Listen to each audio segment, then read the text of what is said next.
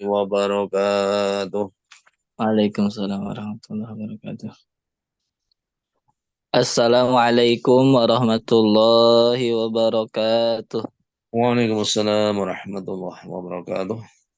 Alhamdulillahilladzi faddalana ala katsirin min ibadihil mu'minin wassalatu wassalamu ala sayyidil ghurril muhajjalin Sayyidina Muhammadin wa ala alihi wa ashabihi wa ala sayyidil anbiya'i wal mursalin wa ala alihi wa ashabihi ajma'in.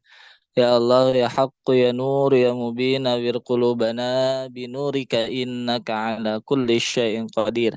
Bi barakati wa karamati wa asrari jami' ahli silsilah Qadiriyah Naqsyabandiyah Mahad Surya Layasir Narasa PPKN radhiyallahu anhum wa qaddasa sirrahum amin amma ba'du.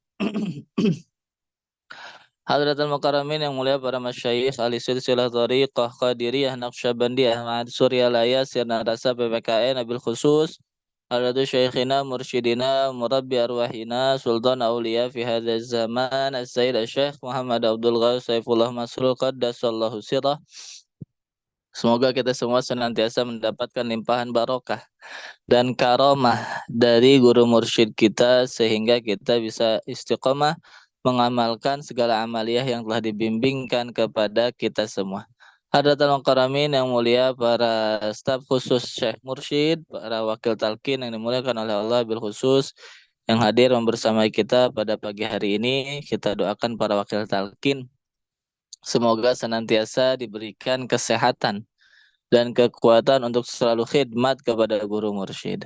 Para kiai, para asatidz, para hujaj, ikhwan dan akhwat, para sesepuh manakib, para ikhwan yang telah membantu terselenggaranya manakib online setiap harinya. Semoga kita semua senantiasa diberikan kesehatan, dimudahkan segala urusan kita, dan diberikan keberkahan dan kemuliaan dalam hidup kita. Bapak, Ibu, ikhwan dan akhwat yang dimuliakan oleh Allah, pada pagi hari ini tabarukan bisyahri Rabiul Awal, mengambil keberkahan di bulan Rabiul Awal. Mari kita mengambil beberapa ibrah dan hikmah dari sepenggal kisah perjalanan hidupnya Nabi Muhammad SAW. Di antara keistimewaan dan bagian dari perjalanan hidup Nabi Muhammad SAW yang merupakan salah satu keistimewaan yang hanya diberikan oleh Allah kepada beliau itu bahwa dalam dalam sejarah hidup Nabi ada suatu peristiwa yang berulang beberapa kali yang dikenal dengan hadis satu syaqi sodri Rasulillah Sallallahu Alaihi Wasallam, peristiwa dibelahnya dada Nabi Muhammad Sallallahu Alaihi Wasallam. Ini tercatat di dalam hadis-hadis sahih, di dalam beberapa kitab hadis, di dalam Bukhari, Muslim, dan hadis-hadis dan kutubul hadis al-mu'tamad yang lain, kitab-kitab hadis yang dijadikan sandaran yang lain. Di dalam riwayat ada beberapa ikhtilaf mengenai berapa kali dada Nabi itu dibelah. Ada yang mengatakan 5, ada yang mengatakan 4, ada yang mengatakan 3, ada yang mengatakan 2. Kita ambil yang pertengahan saja, ada 4. Nah, pertama yaitu ketika beliau diasuh oleh Halimatus Sa'diyah, ibunda susuan Nabi Muhammad SAW, yaitu ketika berusia 2 tahun. Nah, kalau kita menggunakan logika, karena ada yang mengatakan usia 2 atau 4 tahun, sedangkan usia seorang bayi disusui itu maksimal 2 tahun. Berarti peristiwa ini yang lebih tepat, peristiwa pertama kali dibelahnya dada Nabi itu adalah ketika beliau berusia 2 tahun. Diriwayatkan di dalam Sahih Muslim diantaranya ketika Nabi sedang bermain dengan anak-anak yang lain yang seusianya, dengan saudara sesusuannya diantaranya, tiba-tiba Nabi didatangi oleh seorang manusia, malaikat yang merupa sebagai dalam wujud manusia. Dia ambil Nabi itu, kemudian seketika dibelah dadanya. Tentu melihat hal ini, para anak-anak yang ada di sana ketakutan, berlarian, berhamburan. Mereka mendatangi uh, Ibunda Halimatus Sa'diyah, mengatakan bahwa inna Muhammadan qad qutil. Muhammad telah dibunuh. Ada kejadian seperti ini, seperti ini. Padahal itu adalah malaikat Jibril. Nah, diriwayatkan dibelah dada Nabi, eh, dikeluarkan hatinya, dicuci dengan air zam-zam. Yang masyhur peristiwa dibelahnya dada Nabi itu biasanya yang masyhur hanya sebelum Isra Mi'raj. Sebetulnya semenjak umur 2 tahun itu sudah dibelah dada Nabi. Nah, ini sebagai irhas. Irhas itu adalah amrun khariqun lil adah. Suatu peristiwa yang di luar logika, menyalahi adat kebiasaan, bertentangan dengan hukum alam dan lain sebagainya. Khariqun lil adah yadharu linabiyyin, yang nampak pada seorang nabi qabla bi'atsatih, sebelum nabi itu diutus. Ya, persiapan menunjukkan bahwa ini anak istimewa. Hal-hal seperti ini kejadian luar biasa pada saat lahir atau sebelum lahir, sebelum diutusnya seorang nabi menjadi nabi, itu juga bisa kita dapati pada perjalanan hidup seorang wali. Seorang wali yang memang telah disiapkan oleh Allah untuk membimbing umat manusia meneruskan wirasatu Rasulillah, warisan Nabi Muhammad SAW sebagai pewaris Rasulullah, pasti telah disiapkan sejak awal. Itu bisa kita lihat pada perjalanan hidup Hadratus Syekh Abbas Qaddasallahu sirah. Bahkan sebelum beliau dikandung oleh ibunya, 2 tahun sebelum dikandung, sudah nampak irhasnya beliau. Apa? Yaitu dengan didatanginya Ibunda Siti Muslihat di dalam mimpi oleh datuk beliau, Syekh Datuk Kafi, yang mengabarkan bahwa Ibunda Siti Muslihat akan mengandung seorang bayi, seorang anak laki-laki. Kalau hendak laki-laki itu agar diberi nama Abdul Ghaus. Syukur kalau dipesantrenkan. Tidak dipesantrenkan pun anak itu akan memperoleh ilmu laduni. Ini irhas kalau diibaratkan dengan perjalanan hidup para nabi. Tetapi saya belum mendapati istilah untuk seorang wali. Barangkali maunah dan seperti itu. Karomah, karomah. Sebelum wali tersebut lahir, sebelum Abah Aus lahir sudah nampak. Kemudian ada peristiwa ketika muda Abah menendang serigala atau anjing hutan, ya, sekali tendangan kemudian anjing hutan itu seketika mati. Nah, ini termasuk sebetulnya ke dalam kharikunil ada. Nah, kembali kepada peristiwa syakis sodra Rasulillah, dibelahnya dada Nabi. Nah, jadi yang pertama itu usia 2 tahun. Kemudian yang kedua ada yang mengatakan usia 10 tahun terjadi lagi. Walaupun ini tidak banyak yang menyebutkan.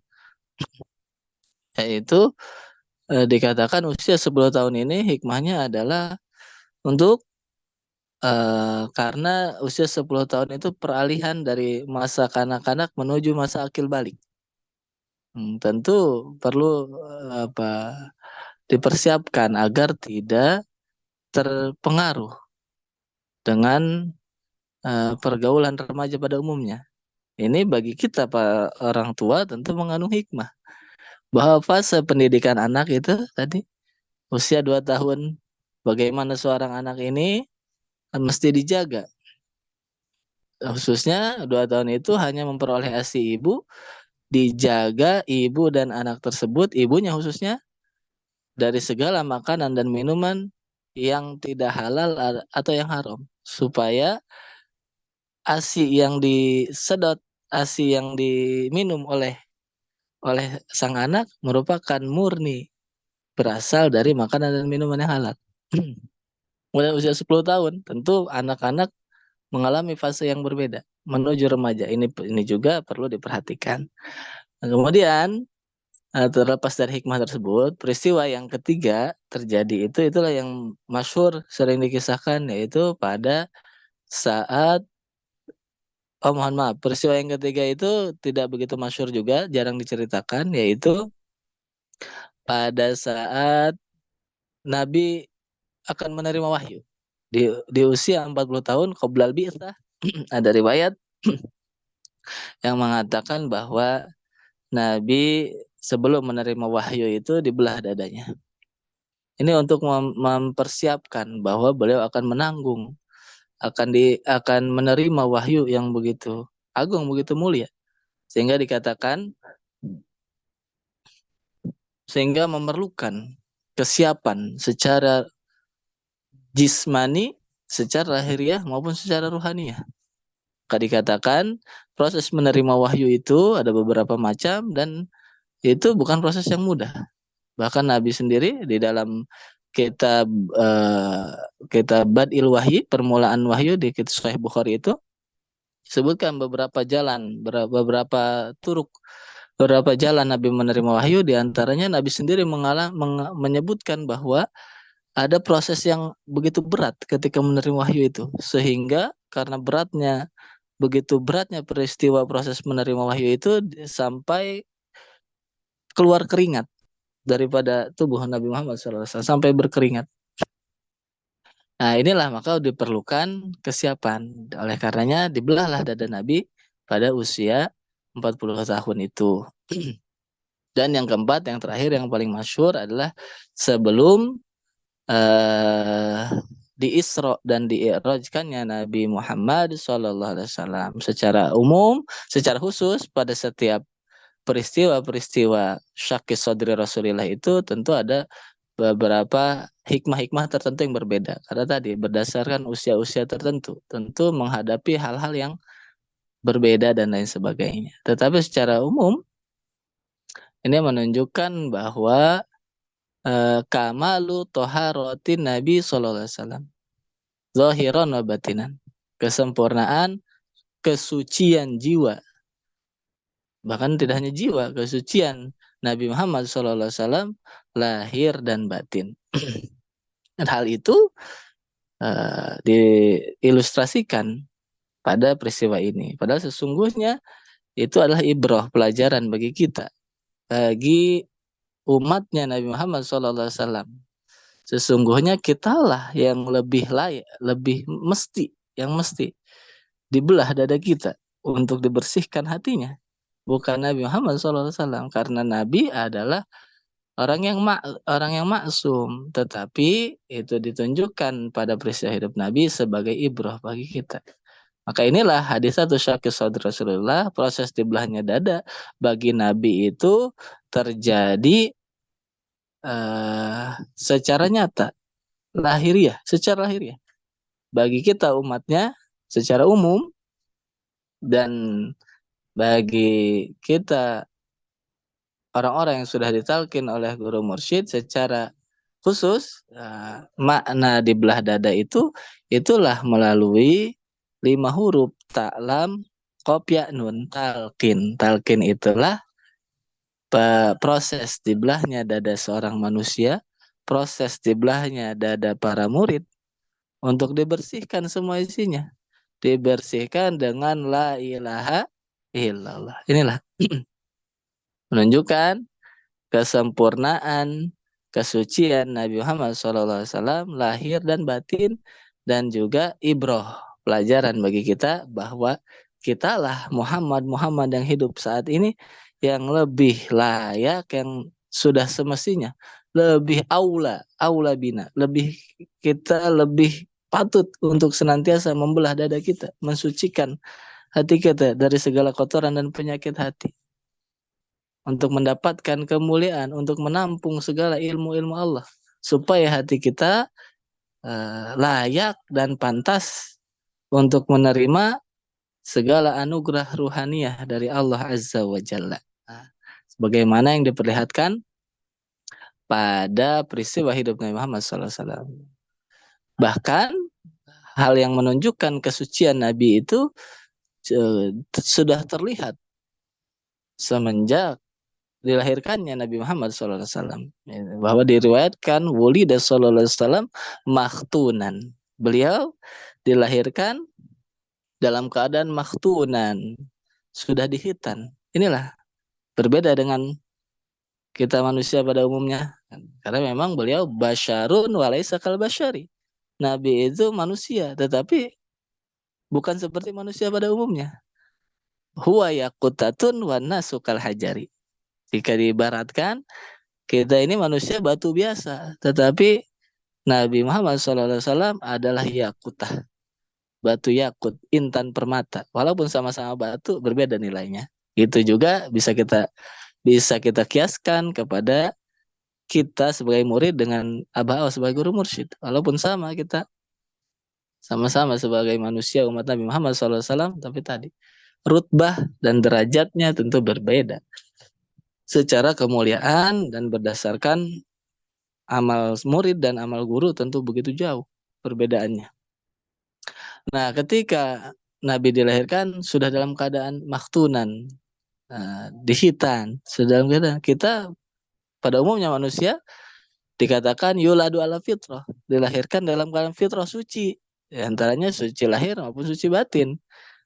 Nabi lebih dari itu, walaupun suci tetapi lebih suci lagi, yaitu itulah sudah dalam keadaan dihitan, masruron, bahkan tidak hanya itu, masruron ai maktu usurah, masruron itu terputus ari-arinya, tidak tersambung.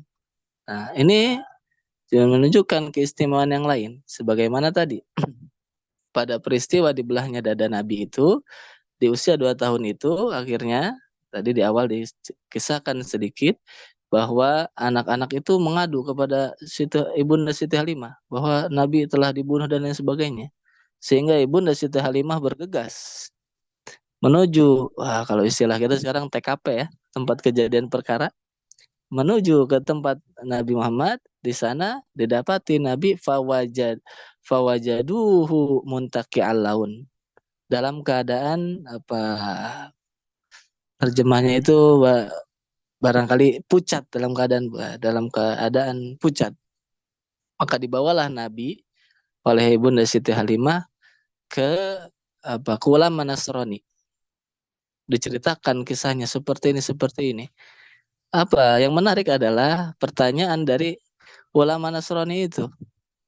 Walaupun di dalam hadis, di dalam riwayat disebut kahin. Kahin itu jika diterjemahkan dukun, tetapi yang dimaksud barangkali bukan dukun yang sebagaimana yang kita pahami, tetapi mungkin orang yang ahli hikmah, mungkin barangkali seperti itu. Ditanya Nabi, ya bana Zamzam wal haram, wahai anak yang tinggal di dekat sumur Zamzam dan Masjidil Haram, ara'aitahu yaqodzatan ammanaman. Nah, ini yang menarik.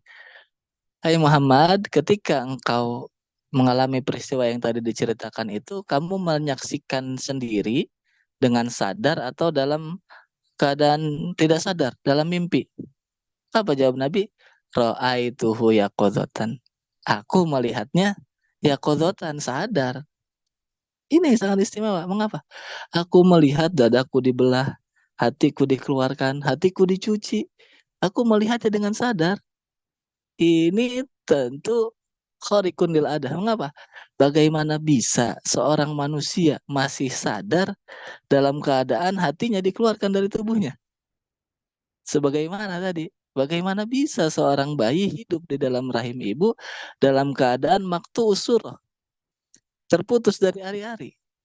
Sedangkan ari-ari itu plasenta, istilah kedokterannya, adalah jalan masuk makanan, jalan asbab hidupnya seorang bayi di dalam rahim ibu. Inilah keistimewaan baginda Nabi Muhammad SAW. Pada dua peristiwa ini terlihat begitu istimewanya Nabi. Maka sebagian ulama mengatakan apa hikmah dari dua peristiwa ini? Bahwa Nabi lahir dalam keadaan terputus dari plasenta, dari ari-arinya. Kemudian Nabi masih sadar ketika dadanya dibelah, hatinya dikeluarkan. Ini menunjukkan hayatun Nabi hayyun billah. Bahwa Nabi hidup hayyun billah, hidupnya dengan, oleh, dan karena Allah. La bil asbab, bukan hidup dengan sebab seperti kita. Kita hidup juga hakikatnya karena Allah, tetapi kita butuh kepada sebab-sebab. Kita butuh makan, minum, menghirup udara dan lain sebagainya. Baginda Nabi Muhammad SAW tidak seperti kita pada umumnya. Beliau hayyun billah. Itulah diantara pendidikan guru mursyid yang diajarkan kepada kita, tetapi barangkali kita tidak menyadarinya. Di antaranya adalah bahwa Hadratus Syekh mendidik kita ketika kita sedang sakit, kita jangan dulu ingat kepada yang lain, kepada siapa-siapa, jangan dulu ingat kepada dokter, tetapi ingatlah kepada yang memberi penyakit. Sebagaimana kalau kita ingin tahu sesuatu, jangan bertanya kepada siapa-siapa, tetapi wudhu, sholat 2 rakaat, zikir yang banyak, dan seterusnya. Inilah pendidikan dari guru mursyid untuk kita semua. Inilah apa yang bisa kami sampaikan pada pagi hari ini. Sepenggal kisah dari perjalanan hidup baginda Nabi Muhammad SAW yang mengandung banyak pelajaran bagi kita semua. Dan kita sebagaimana Nabi telah dibelah dadanya oleh malaikat Jibril, kita telah dibelah dada kita oleh guru mursyid dan diisi dengan ilmu dan hikmah. Itulah talqin zikir la ilaha illallah. Kita bersyukur, berterima kasih kepada Allah, kepada guru mursyid dengan mengucapkan alhamdulillahilladzi fadhalana ala katsirin min ibadihil mu'minin. Ini saja yang bisa kami sampaikan. Terima kasih, mohon maaf atas segalanya. Nabil khusus kami ucapkan terima kasih kepada Bunda Haya dan Kiai Imam yang sudah menjadi wasilah kita bisa khidmat pada pagi hari ini.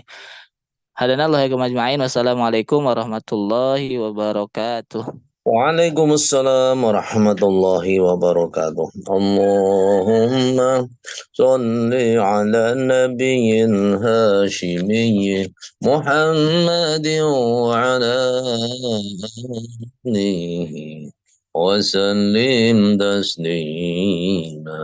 اللهم صل على النبي الهاشمي محمد